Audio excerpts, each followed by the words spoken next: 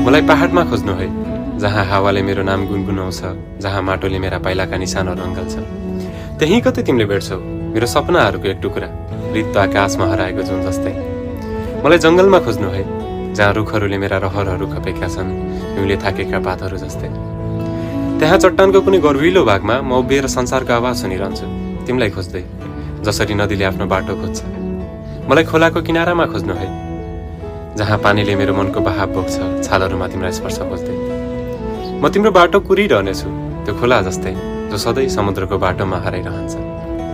मलाई साँझको पखेटामा खोज्नु है, जहाँ सूर्य अस्ताउँदा मेरो सम्झनाले रङ्गिन्छ, अन्धकारले तिमीलाई मेरो उठको कविता सुनाउँछ। त्यहीँ कतै तिमीले भेट्नेछौ तिम्रो सपना भएर।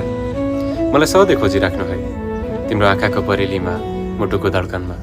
हामी फेरि भेट्नेछौँ सँगैको कथा रच्न, तर हरेक पल हराउनकै लागि।